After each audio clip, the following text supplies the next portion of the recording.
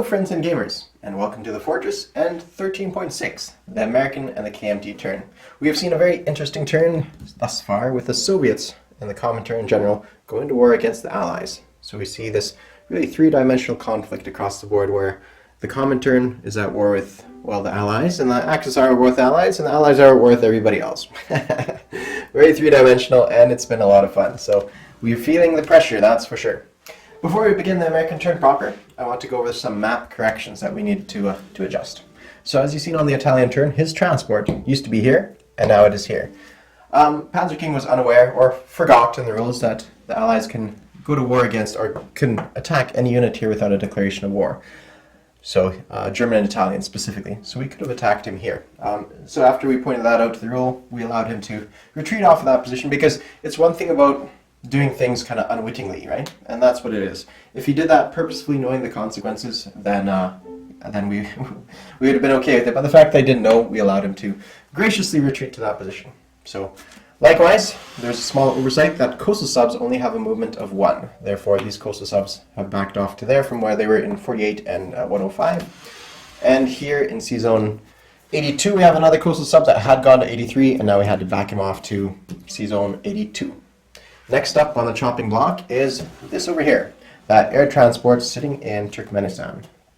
I put a little orange tile underneath it to remind myself how that's going to play out. So what that's all about is this. The way Hilltop played his turn is he flew 1 infantry from Moscow, dropped off, and flew back to Moscow itself. Now in the rules it doesn't specify if air transports act like naval transports in the sense that when they drop off troops in non-combat they end their movement, or if they act more like air units when they drop troops off or when they're combating. You simply go there, and whatever leftover movement points you have is you can still continue moving. So the rules don't clear that.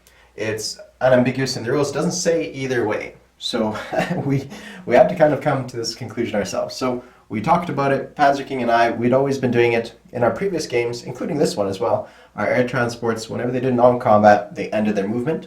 And so this is the first occurrence where we saw the other example.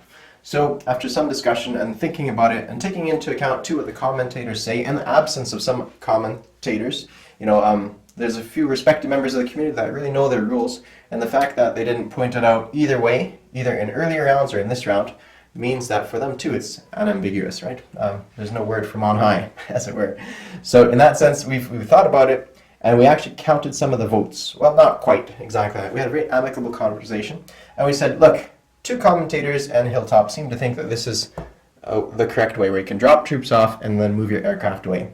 Me and Panzer King thought, well, you can't do that, but we're still taking that into account 3-2. And so we decided that we're going to go with Hilltop's original video, where he can drop troops off and retreat from that position back to Moscow. Or not retreat rather, but more just complete his movement there. So that could be correct and that could be wrong, but it definitely saves his air transport to fight another day. Now that covers that. Now there's going to be 2 more corrections here. One is not really a correction, but rather just pointing out something.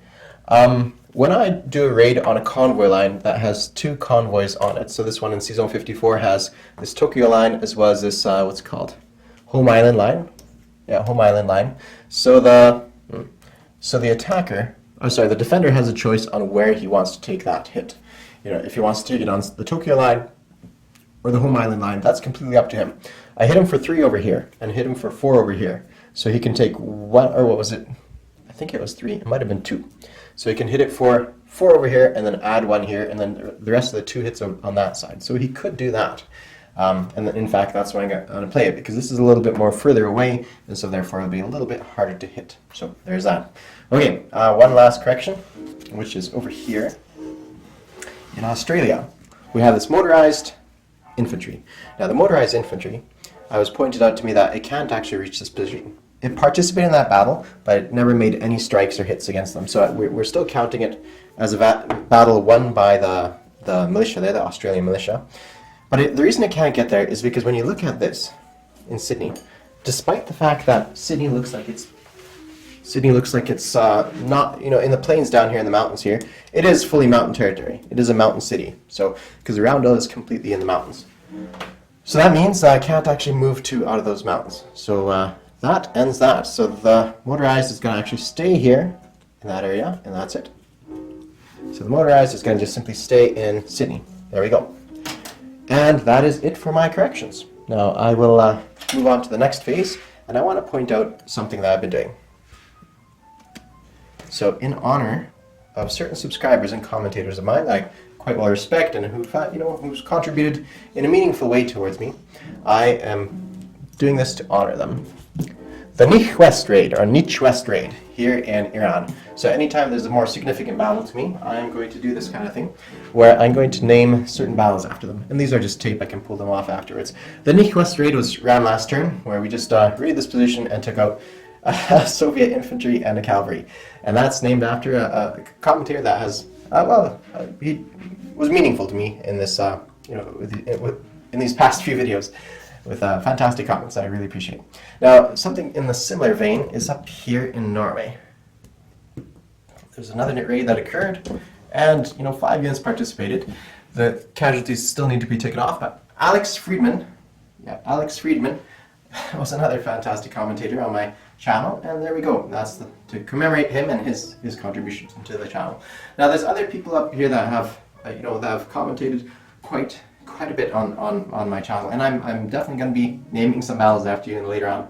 One in particular springs to mind is Trig Mebi, I believe his name is, maybe? I can't remember his pronunciation of his last name. Marby. Fantastic guy. I consider him the aide-de-camp for almost our entire side. His comments are always so full of advice and corrections and rule stuff, and just fantastic. So all around, great guy, and very much kudos to you, Trig. We really appreciate you. Now, one last battle. I know these aren't that significant to anybody, but here we have in the Battle of Gibson, or the Battle of Gibson, between this militia over there fighting out in Queensland. So that's in honor of Mr. Graham. Alright, that takes care of that. Now, one last little thing. So, I know this is not going to be too interesting to my competitors, but here we have something else I've been working on. So, as you see, I have these commander tiles. Now I'm trying to figure out if I like the small ones or the big ones. The small ones are almost too small. I ordered these in and wanted to see how they look, but realistically they're just a bit too small, and you actually have to get right up close to actually see the names, even though it is translucent. So Dwight D. Eisenhower and Montgomery, I'm not too sure how I feel about that. Let me know your advice, what you think about that, and we'll go on from there. So that is it for all that. So we're at the 8-minute mark, and continuing on.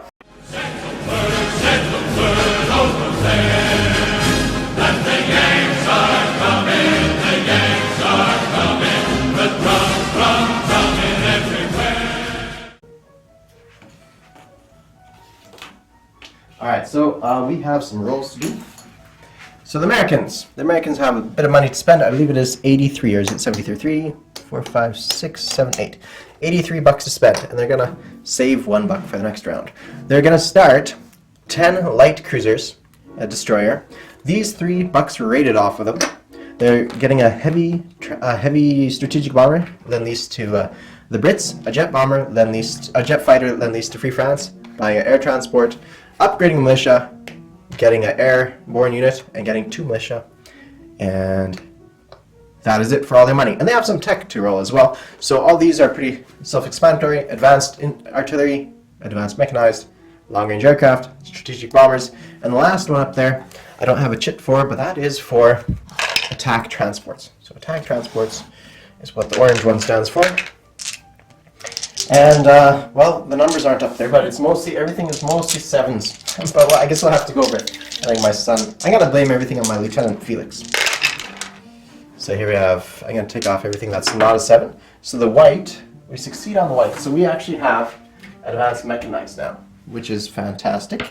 And then the 11 is we begin our attack transports, so that is awesome. And for 7, we move up to stage 3 for advanced artillery. So that's great news. Great news. Alright, so I'll have to remember to put that attack transports up.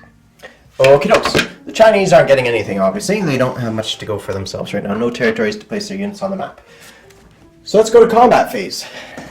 Combat phase. We're going to come in here, and we're going to come with a destroyer, and we're going to send in a submarine over here. In fact, we may even send, Yeah, that's what we'll do. A destroyer and our submarine.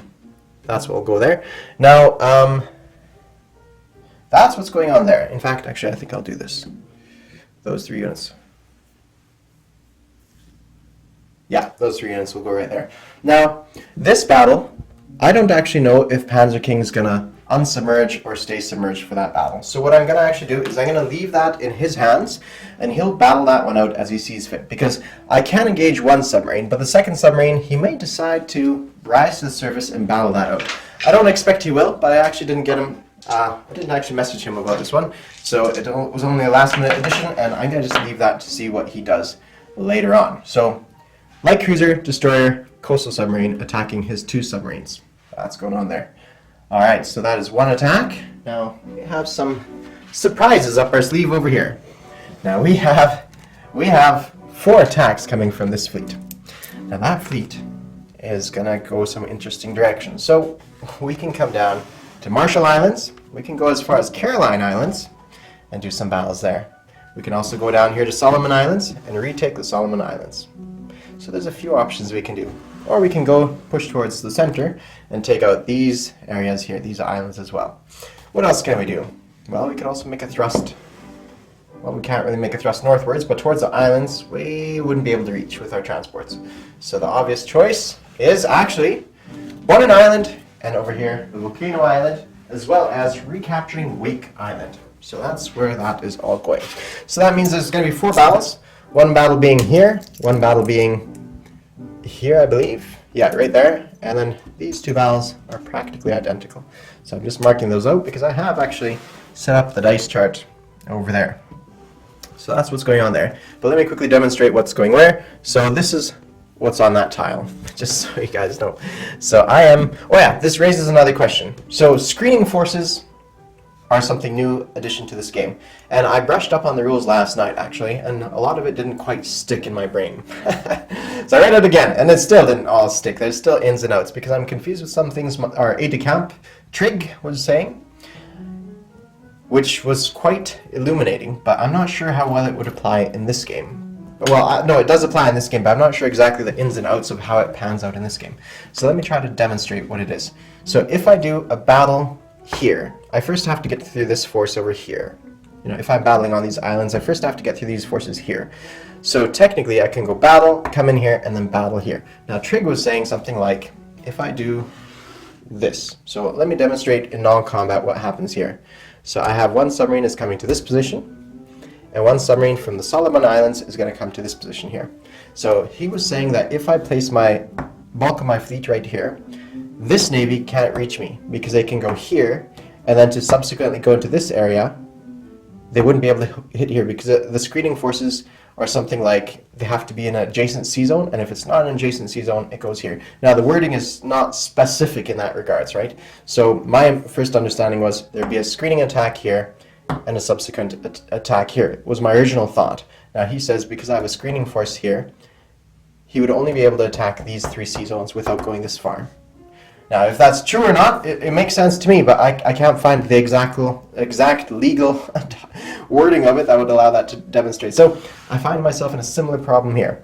I'm attacking this sea zone, and I'm making combat on these islands, or there's combat occurring from these battleships to those islands.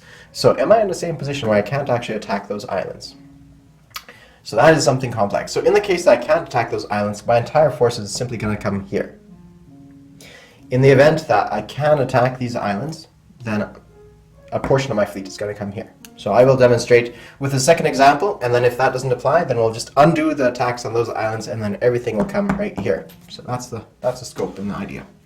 So I have 2 battleships from San Fran that are going to come here, and they're going to engage this ship.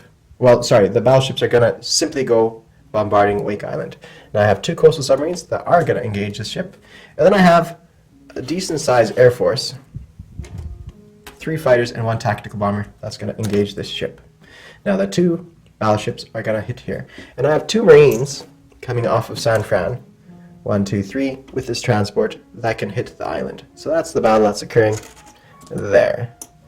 Now I was debating if I should set up the next battle or not, because It really depends on if I win this one. But I think I win it. We'll have to see, but I think I get it. So the rest of the force is over here.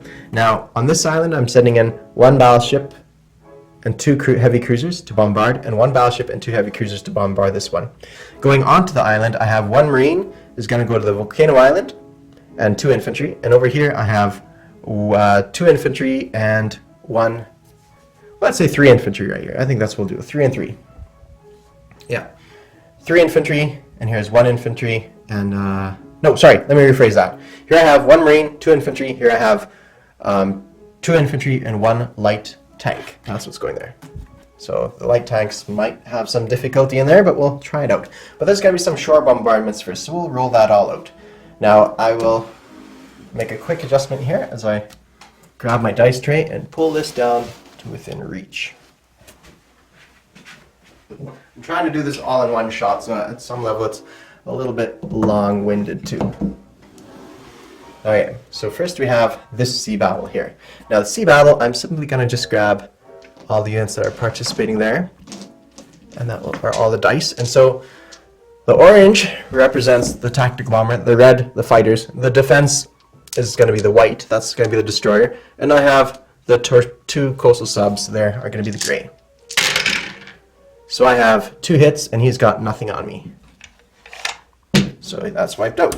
So that battle was a success. Next up, we have our shore attack against the island, and this one is it's not into mountain territory, so that's a bit of a relief. But first we have our 2 shore bombardments. Here we go. So they're at 4. Success. We wipe out his SNLF. I always think Saturday Night Live. It's damn this thing. Alright, we capture that one. Wake Island is back in our hands. Next up, we have one of these battles over here on, let's say, Bonin Island. So we have our bombardment. So it's 2 at 3 and 1 at 4. Success. And then we have the same amount of dice that we're going to roll for the other on Volcano Islands. So 1 at 4 and 2 at 3. Miss. Okay, so this takes us to second round. Not second round, now we go to the actual attack on the island. So our marine will be the blue, our infantry the yellow, and the defense will be the white. So most of ours, or all of ours, are at 1. So it's a decent chance for them to score a few hits. Round 1, nothing. Now we're on the island. Round 2, nothing. Round 3, 2 hits. All right, success. So we've captured a few islands this turn. Happily so. And we shall place 2 roundels down. Now again, if I'm wrong about this attack here, if I could even succeed in doing that, let me know. Okay, so the fleet is over here in C-Zone 65. Now in C-Zone 65, I'm going to place whatever units landed there. So marine and 2 infantry. And over here I have 2 infantry in Bonin Island. Now the aircraft, so 1 tactical bomber stays on Hawaii, and the remaining aircraft all land on these 2, well, there will be 2. The remaining aircraft land on these 2 carriers. One of them showed up from San Fran. 1, 2, 3, 4. They can't reach. Likewise, I'm also sending 2 light cruisers from San Fran to this position as well. Boom. That is it. That is all. So we've captured a couple islands from the dastardly Japanese. All right, so now we're going to, we're going to our other combat. So I actually got sidetracked here, so let me talk about this combat. We're doing a combat attack here, just in case this one is not maxed out. So we're going with 1 submarine here, and over here, we're going to attack with 2 submarines in this position. Sorry about that. I should have set them all up beforehand, but I did have the dice on the table. I just did not roll them out. So I'm not going to move the dice tray there. I'm simply going to go here. So 1 attack in C-Zone 54.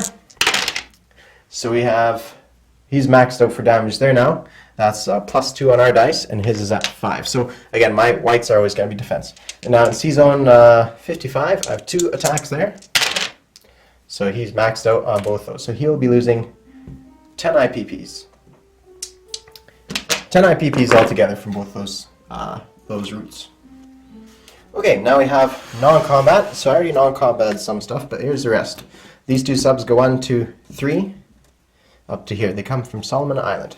Now I have 2 subs over here, and I wish to move those 2 submarines, and I'm going to put them into this sea zone, joining that fleet. That way his kamikaze will just simply go up against my submarines, unless he targets something else. That's the idea behind that. Yeah, and so we'll see if he'll be able to blast through this, if I'm correct in it, or not. I may be absolutely wrong in this one too. So we'll have to see what it pans out with it. Okay, so that takes care of that non-combat. Now there will still be a little bit more non-combat occurring. We're going to rail 4 of these units across the board to the other side, just because there's that threat of this militia coming down on us, or sorry, those 2 Italian units coming down on us, so we need to be a little bit cautious. So I have 2 dudes here. Okay, so I suppose I should do some more non-combat here on this side still. So I have 1 transport here that's going to pick up 2 infantry, and it's going to go strategic naval move 1, 2, 3, 4 to Sea Zone 24, and that is in England, and drop off 2 infantry in the British Midlands. I have still 2 remaining infantry here, and I have 4 units that got railed across, and I'll show you where I place those momentarily. So what else do I got? Well, I'm going to move some units around. I'm going to go 1, 2, 3 with these guys. And no one's going to be on convoy escort. That's coming off. This transport's going to stay here, and I'm going to move 1 of these, and this destroyer is going to come down here as well. So I have up here a destroyer, a transport, a destroyer, a light cruiser, and a transport. Here I have a coastal sub and a destroyer, and here I have destroyer, coastal sub, light cruiser. Now, what's being railed where? Well, I'm gonna rail that to Washington. Washington's gonna get that. I'm gonna, I don't have the troops to spread evenly across the water, so I'm gonna split this up. So I'm not actually thinking that he's gonna attack me this turn. I just simply think that the threat of attack will be what absorbs some of my attention. So I have here, I'm going to take off these chips and simply place units on the board. So what's more crucial, defense everywhere or spreading ourselves out? Well, I'm going to spread ourselves out. 1 infantry goes here, 1 infantry railed to the Carolines, 1 infantry from New York walks up to New England, and the other one stays here. 1 infantry rails up to the northeast. So now we have 1 infantry spread all along the coast. So any region that he gets, well, we have a fair shake at knocking them back into the water. I mean, not absolute, but a decent enough chance at doing that. So that's what's going on there. Now, let's go to the place unit phase. Not place unit phase. Oh, yeah, okay, place unit phase. So we have 1 destroyer that we're going to place here in Sea Zone 43. And everything else is going to go on the far side. But our Lend-Lease is coming here. So we have, first of all, we're going to originate out of this sea zone. We're going to be building a jet fighter. And that's going to come across and go down to France, to Free French territory here in Mauritania. Now, I've traced a route, and it doesn't go through any enemy territories. There's a way to get around there, this way to there. And I've asked the Italians if they'll intercept or not, and he said, no, they're not going to intercept. They're not going to show their hand, because that means that the British can get them later on. Now I have this heavy strategic bomber, and that's going to kind of go the same way. It's going to originate at the same port, and this one's going to go all the way here to Maharashtra. That's the plan with that one. A long ways away. And now again, there's not going to be any interception by Italian units. Now the rest of it's all going to go on the other side, but except for this. On the place unit box, I'm placing all 10 of my light cruisers in stage 2. It's not quite the place unit box, but you know what I mean. Up here in stage 2. So there, a little ways away. Next turn. Next turn we'll have it. So these all cost $3 each. So that's a total of 30. 1, 2, 3, 4, 5, 6, 7, 8, 9, 10. Yeah, 30. $30 right there. And now everything else is going on the far side. Boom. I'll carry it across. Over here. A little bit crowded, I know. So we're going to upgrade 1 militia here to infantry. Boom. We're also going to place 2 militia over here. Boom. And then in San Francisco, we're going to place our airborne and our air transport. And that takes care of that. So all our units have been placed across the board. The KMT does nothing. They can't do too much. They're hard pressed right now and can't face too many odds. Can't face the enemy. Can't even break out at this point. So now we go to the collect income phase. So collect income. We're going to start off with our wartime economy roll. Here we go. 6, not shabby. 7.5, I think, was supposed to be the average. So I'm happy with 6. That keeps me above the water. Okay, and we have 61 as income. So 61 plus, we get 72. So here you have 72. And then we collect $6 as a little bonus from our wartime economy. Boom. So that brings us up to a total of 1, 2, 3, 4, 5, 6, 7, 79. $79 to spend. So a good bit of cheddar that we can throw around to aid our allies across the board, wherever they may need help. Alright, now the next person's turn is going to be the Germans' turn. And the Germans, well, what are they going to do? They'll likely take out the Peloponnese. They'll probably push into Anatolia.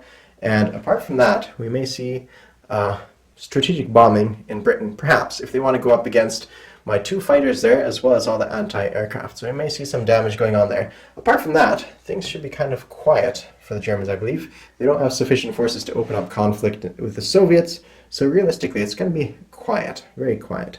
And they're not gonna engage in war now because they would lose their bonus. Here we have, what will the Soviets do? Likely they'll do some more damage here. They probably won't engage this force. They'll probably come to Iraq. So that's our best guess. And the CCP, well, we'll have to see where the CCP go.